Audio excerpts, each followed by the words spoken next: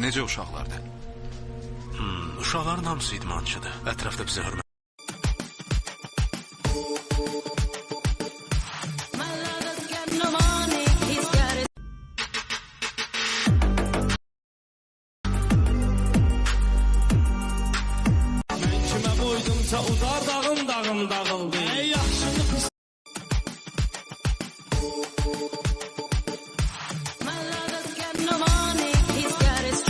Biz ormanların kralıyız aslanım.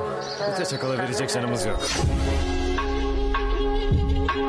Bulutlar haykırır, şimşekler dilir. Her esen küləkdən qopur bu nida. Hayatımın sonuna kadar Azerbaycan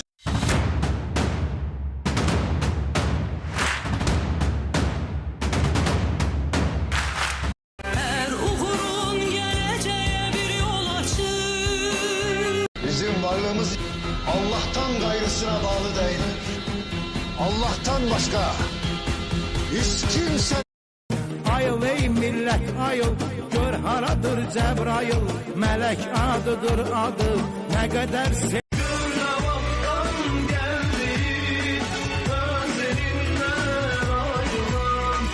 Çocuklar inanın, inanın çocuklar. Güzel günler göreceğiz, güneşli günler. Motorları maviliklere süreceğiz. Güzel günler göreceğiz, güneşli günler. Çocuklar inanın, inanın çocuklar. Güzel günler göreceğiz, güneşli günler. Motorları maviliklere süreceğiz. Bizim media lazımdır ki, bu cürlə idmançıları, bu cürlə vətənpərvər uşaqları, bu cürlə döyüş ruhunda böyüyən uşaqları işıqlandırsınlar. idmançıları yetiştirmek asan mesele değil. Və məşqçilər, idman mütəxəssisləri çox böyük əmək sərf edir. Seleksiya işləri çok düzgün aparılmalıdır. Bizim bölgələrimizdə çox büyük idmançıları... Bəli, bu sənət əsəridir. Bu şedevrdir. Azərbaycan Milli İncəsənət Muzeyinə yeni eksponat. Aparın koyun muzeye. Biz yolumuzu candan serden geçenlerle birlikte yürürüz. Zorluk görünce korkaklık yapanlarla birlikte değil. Bir cesur, bin korkaktan...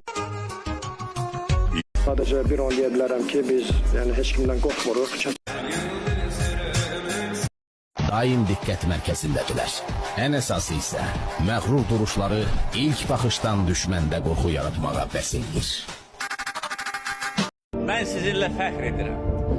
Bütün Azərbaycan xalqı sizinle fəxr edir.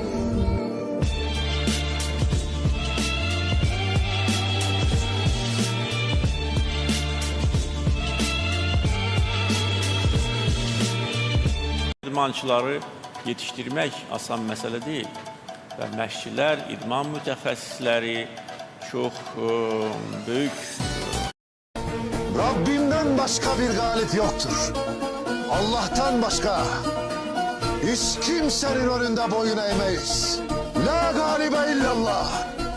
Galip olan sadece Allah. Tarihimiz şanımız bir. Dilimiz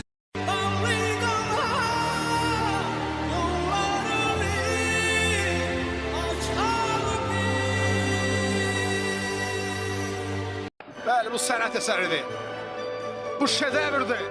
Azərbaycan Milli İncəsənət Muzeyinə yeni eksponat. Aparın koyun